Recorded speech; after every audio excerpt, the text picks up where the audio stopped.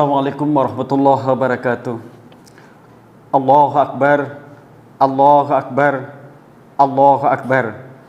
La ilaha illallah, Allahu Akbar, walillahil hamd. Allahu Akbar kabira, walhamdulillahi katsira, wa subhanallahi bukratan wa asila. La ilaha illallah wahdah, shadaqa wa'dah, wa nasara 'abdah, wa a'azza jundahu, wa hazamal ahzaba wahdah. La ilaha illallah, Allahu Akbar, walillahil hamd. Alhamdulillahilladzi ja'ala hadzal yawma 'idan lil muslimina wa rahmatan lil mu'minin. Nahmaduhu wa nasta'inuhu wa nastaghfiruh. Wa na'udzu billahi min syururi anfusina wa min sayyiati a'malina. May yahdihillahu fala mudhillalah wa may yudlil fala hadiyalah. Asyhadu an la ilaha illallah wahdahu la syarikalah wa asyhadu anna Muhammadan abduhu wa rasuluh. Wassalatu wassalamu ala asyrafil anbiya'i wal mursalin shadiqil wa'dil amin wa ala alihi wa sahbihi wa man tabi'ahu ila yaumiddin. Amma ba'd, ma'asyiral muslimin, usikum wa nafsi bi taqwallah kama qala Allah Ta'ala fi kitabihil karim. A'udzu billahi minasy syaithanir rajim. Bismillahirrahmanirrahim. Ittaqullaha haqqa tuqatih wa la tamutunna illa wa antum muslimun. Allahu Akbar, Allahu Akbar, Allahu Akbar. Hadirin rahimakumullah, hari ini kita beridul adha untuk kembali menegaskan bahwa kita adalah umat yang satu, umat yang diikat dengan akidah yang sama, yaitu akidah Islam. Persaudaraan kita juga laksana saudara sekandung, karena kita diikat dengan iman yang sama. Itulah kenapa kata Profesor Dr. Quraisy Shihab dalam Al-Quran disebut dengan innamal mu'minuna ihwatun. Kata ihwah bermakna saudara sekandung. Duka umat Islam dimanapun adalah duka kita. Bahagianya mereka juga bahagianya kita. Dalam konteks demikian, agaknya kita menemukan momentum yang tepat untuk kembali mendekatkan diri kita kepada Allah Subhanahu wa Ta'ala dengan berakidah yang benar dan merealisasikan akidah itu dalam bentuk pengorbanan apapun yang kita miliki kepada saudara-saudara kita yang membutuhkan, dengan tanpa melihat paham dan golongan mereka. Inilah yang diperlihatkan oleh panutan kita, Rasulullah Sallallahu Alaihi Wasallam, yang tidak hanya menyampaikan risalah, tetapi juga menerapkannya dalam kehidupan keseharian. Dan ini pula yang difragmentasikan oleh Khalilullah Nabiullah Ibrahim alaihissalam, yang konsisten untuk mencintai Allah dan segala perintahnya di atas segalanya, termasuk kebahagiaannya bersama keluarga yang bersifat semu dan sementara. Hadirin rahimakumullah, sekali setiap tahun, jauh di suatu tempat di padang pasir Arabia, sekelompok umat Islam berdesak-desakan melempar jumroh di Mina. Jutaan manusia dengan pakaian yang sudah lusuh, dengan rambut yang penuh debu, dengan keringat yang membasahi tubuh, berkumpul di sebuah tempat yang kecil. Iring-iringan manusia bergerak sejak Jumratul Ula, Jumratul Wusta sampai Jumratul Aqabah. Kelihatan jutaan tangan terangkat dan batu-batu kecil menghambur, sementara angkasa Mina bergemuruh dengan suara takbir. Dalam lautan manusia yang begitu dahsyat, tangan-tangan pelempar tampak begitu kecil, tetapi dalam gerakan yang serentak, tangan-tangan kecil ini membentuk konfigurasi kekuatan raksasa yang sangat menakjubkan. Dalam bahasa Jalaluddin Rahmat, disebutnya sebagai satu kesatuan ummah yang berpadu dalam akidah dan ibadah. Tidak jauh dari Mina terletak Arafah, satu padang pasir yang membentang lengang sepi tanpa warna, selain bukit-bukit batu yang bermuncul di sana-sini. Pada 9 Zulhijjah, ketika mereka berkumpul di sana, Arafah dipenuhi kemah yang beraneka ragam, mengenang perilaku Nabi Sallallahu Alaihi Wasallam. Lalu kemudian ada juga sebagian dari mereka untuk berjalan-jalan sekedar menyaksikan pesona konferensi umat manusia seluruh dunia.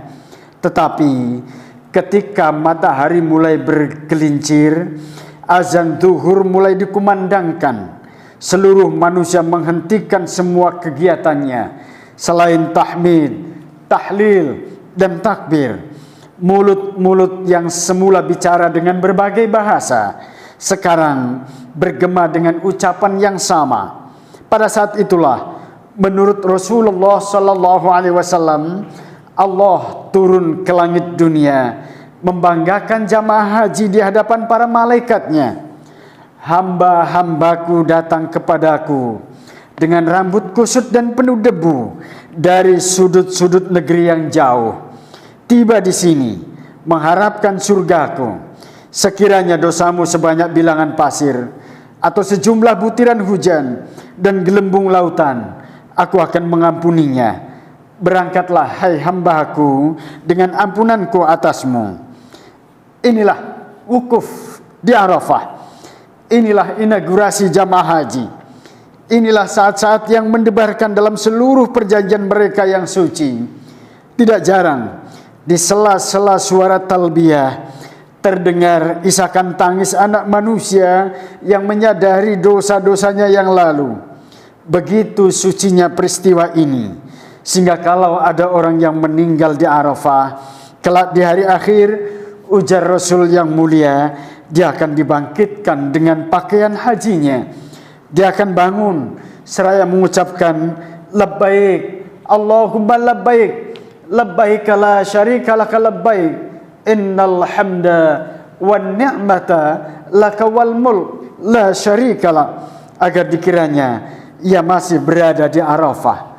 Suara talbiyah sudah bergema sejak 8 Zulhijjah ketika rombongan jamaah haji meninggalkan Mekah menuju Arafah. Saat itu para penumpang bis, pemakai taksi atau pejalan kaki sepanjang jalan tidak henti-hentinya untuk berzikir labbaik Allahumma labbaik, labbaik la syarika laka labbaik, innal hamda wan ni'mata laka wal mulk la syarika lak. Kami datang memenuhi panggilanmu, kami datang memenuhi panggilanmu ya Allah, kami datang memenuhi panggilanmu, tidak ada sekutu bagimu. Sesungguhnya segala puji, karunia, dan kekuasaan semua kepunyaanmu. Hadirin rahimakumullah, jamaah haji dari bermacam-macam bangsa dan bahasa sekarang berzikir dengan bahasa yang sama. Pakaian mereka pakaian ihram yang sama. Laki-laki semua memakai pakaian yang putih, tidak berjahit, dan membuka setengah dada. Tidak ada beda raja dengan hamba sahaya, pembesar dengan rakyat jelata, sarjana dengan orang biasa. Inilah puncak dari seluruh perjalanan haji. Al-Hajju Arafah, sabda Nabi yang mulia. Haji itu Arafah. Jutaan manusia dari berbagai bangsa, min kulli fajin amiq, dari seluruh pelosok dunia, berbaiat suci di hadapan Allah Subhanahu wa taala. 1400-an tahun yang lalu, jumlah manusia yang berkumpul di situ hanya ada 140.000 orang saja. Tapi di antara mereka ada seorang manusia yang merupakan penghulu dari seluruh umat manusia, bahkan penghulu dari seluruh ciptaan Allah. Manusia paling suci itu menambatkan ontanya Al-Quswa di Bukit Namirah. Mengutip tulisan Profesor Jalaluddin Rahmat, ketika matahari sudah tergelincir di tengah hari dalam panas terik yang membakar. Manusia suci itu menuruni lembah Arafah. Al-Qaswa menjulurkan lehernya dan mendongakkan kepalanya, menunjukkan akan kebahagiaannya, karena di punggungnya ada manusia besar yang diciptakan hanya untuk menyebarkan kasih sayang kepada seluruh alam semesta. Ratusan ribu manusia menyaksikan dengan seksama langkah-langkah kaki unta yang bergerak dengan anggun, menyibakkan kerumunan manusia yang menyemut. Di pusat lembah itu ia berdiri seperti sebuah gemintang di tengah-tengah galaksi. Ratusan ribu manusia tidak henti-hentinya memandang wajah Nabi Sallallahu Alaihi Wasallam dengan penuh kasih. Ayyuhan nas, terdengar Rasulullah berkata dengan suara yang lembut tapi terdengar jelas. Beberapa orang sahabat di tempat-tempat yang berbeda mengulang kembali sabdanya, saling bersahutan menggemakan suara lembut itu ke seluruh Arafah. Isma'u qawli fa inni la adri la'alli alqakum ba'da amin hadha bihadha mawqifin abadan. Dengarkan baik-baik pembicaraanku, karena sungguh aku tidak tahu apakah aku bisa berjumpa lagi dengan kalian setelah tahun ini di tempat ini untuk selama-lamanya. Kemudian ia berhenti sejenak, menarik nafas panjang dengan butir-butir air mata yang menggenangi pelupuk matanya. Ia memandangi para pengikutnya sekali lagi dengan penuh tatapan kasih sayang. Ayyuhan nas, ayu yaumin hadha, tahukah kalian hari apa ini? Yaumun haram, hari haram ya Rasulullah. Gemuruh suara ratusan ribu manusia. Ayu baladin hadha, negeri apakah ini? Baladun haram, negeri yang suci ya Rasulullah. Ayu syahrin hadha, bulan apakah ini? Syahrun haram ya Rasulullah, bulan yang suci. Fa inna dima'akum wa amwalakum wa a'radakum alaikum haramun ka hurmati yaumikum hadha fi baladikum hadha wa fi syahrikum hadha. Ketahuilah, sesungguhnya darah kalian, harta kalian, kehormatan kalian sama sucinya dengan sucinya hari ini, negeri ini, dan bulan ini. Tidak boleh darah manusia ditumpahkan, tidak boleh hartanya dihancurkan, tidak boleh kehormatannya dijatuhkan. Fa'addaha miraran. Rasulullah sallallahu alaihi wasallam mengulang berkali-kali sabdanya. Kemudian ia memandang lagi para sahabatnya. Tahukah kamu siapa yang disebut sebagai seorang muslim? Al-muslimu man saliman nasu min lisanihi wa yadihi.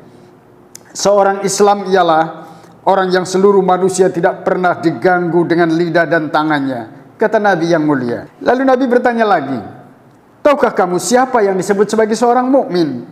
Al-mu'minu man aminan nasu fi amwalihim wa anfusihim. Seorang mukmin ialah orang yang mendatangkan rasa aman pada orang lain dalam hartanya dan dalam kehormatan dan kehidupan dirinya. Kemudian manusia yang paling santun ini mengangkat kepalanya. Allahumma hal balaghtu? Ya Allah, apakah aku sudah menyampaikan risalahmu? Ia menghadapkan lagi wajahnya kepada ratusan ribu para pendengarnya. Hal balaghtu? Apakah aku sudah menyampaikan risalah Tuhanku? Balaghta ya Rasulullah, engkau sudah menyampaikannya, wahai utusan Allah. Fal yuballighis syahidul ghaib. Hendaknya yang hadir sekarang untuk menyampaikan kepada mereka yang tidak hadir. Dengarkan apa kalimat yang terakhir dari wasiatnya yang terakhir. La tarji'u ba'di kuffaran yadribu ba'dukum riqaba ba'din. Janganlah kamu kembali kafir, yakni kamu saling memerangi di antara kamu. Menurut Rasul yang mulia, kita disebut kafir kalau kita memerangi sesama kita. kalau kita saling memukul kuduk-kuduk kita, kalau kita saling mengkafirkan hanya karena beda interpretasi, memutlakkan pandangan dan interpretasi sendiri masuk kategori musyrik menurut Profesor Nurholis Majid, karena sudah mensejajarkan diri dengan Tuhan, karena yang mutlak absolut kebenarannya hanyalah Tuhan. Dahulu Rasulullah sallallahu alaihi wasallam mendefinisikan orang yang tidak beriman sebagai orang yang tidak mendatangkan kedamaian kepada sesama manusia, atau orang yang tidak peduli dengan penderitaan sesamanya, yang tidur kenyang sementara tetangganya kelaparan di sampingnya, atau orang yang suka memaki, melaknat, berkata kasar dan menusuk hati. Rasulullah sallallahu alaihi wasallam mendefinisikan kekafiran dan ketidakberimanan sebagai akhlak yang buruk. Bagi kita sekarang, suara Nabi yang mulia terdengar asing dan aneh. Mungkin terlalu jauh jarak yang memisahkan kita dengan dia. Mungkin rentang zaman yang panjang telah membuat suaranya terdengar sayup-sayup saja. Sekarang kita mendefinisikan kekafiran sebagai orang yang tidak seagama dengan kita, bahkan tidak sepaham dengan kita, bahkan tidak satu golongan dengan kita. Sehingga kalau orang itu kita anggap kafir, kita halalkan darahnya, kehormatannya, dan hartanya. Suara Nabi Sallallahu Alaihi Wasallam adalah suara kasih sayang. Suara kita sekarang adalah suara kebencian. Hadirin rahimakumullah, ajaran Nabi Sallallahu Alaihi Wasallam yang datang ketika pertama kali ke Madinah justru berbicara persoalan keselamatan sesama manusia. Afsus salam, wa at'imut ta'am, wa tibul kalam, wasilul arham, wassallu bil laili wan nasu niyamin. Hadirin rahimakumullah, inilah keselamatan, kebahagiaan yang sesungguhnya, keselamatan dan kebahagiaan untuk semua, bukan hanya untuk satu golongan. Hadirin rahimakumullah, marilah di akhir khutbah ini kita berdoa kepada Allah Subhanahu wa taala. Mudah-mudahan Allah mengijabah doa-doa kita, dan mudah-mudahan Allah juga mengampuni segala dosa yang kita lakukan. Allahumma salli ala sayyidina Muhammad. Ya Allah, ya Rabbana, kami datang menghadap-Mu dengan segala dosa dan kesalahan, dengan segala noda dan kekurangan. Oleh karena itu curahkanlah rahmat, keridhaan dan ampunan-Mu kepada kami ya Allah. Wahai Nur, wahai yang maha suci, kami berlindung kepadamu dari keraguan, syirik, pertentangan, muka dua, buruk budi pekerti, buruk pandangan, dan salah urus terhadap harta, benda, keluarga, masyarakat, dan bangsa. Ya Allah, pelindung kami. Betapa kejelekan kami telah Kau tutupi, betapa banyak malapetaka telah Kau atasi, betapa banyak rintangan telah Kau singkirkan, betapa banyak bencana telah Kau tolakkan. Lakukan yang layak bagi kami ya Allah.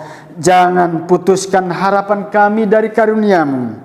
Ya Allah, ya mujibas sa'ilin, tumbuhkanlah semangat kebersamaan kami, semangat pengorbanan kami untuk menjalankan dan menegakkan ajaran-Mu. Jauhkanlah kami dari sifat mementingkan diri sendiri. Anugerahkan kepada kami imam yang kuat, hati yang khusyuk, dan niat yang ikhlas. Ya Allah, Sang Penguasa alam semesta, tunjukkanlah kepada kami yang benar adalah benar, sehingga kami dapat mengikutinya, dan tunjukkanlah kepada kami yang salah adalah salah, sehingga kami dapat menjauhinya. Allahumma gfir lil mu'minina wal mu'minat, wal muslimina wal muslimat, al ahya'i minhum wal amwat. Rabbana atina fid dunya hasanah wa fil akhirati hasanah wa qina adzaban nar. Wa sallallahu ala abdika wa rasulika sayyidina Muhammadin wa ala alihi wa sahbihi wa sallim. Walhamdulillahi rabbil alamin. Allahu akbar, Allahu Akbar, Allahu Akbar, walillahil hamd. Assalamualaikum warahmatullahi wabarakatuh.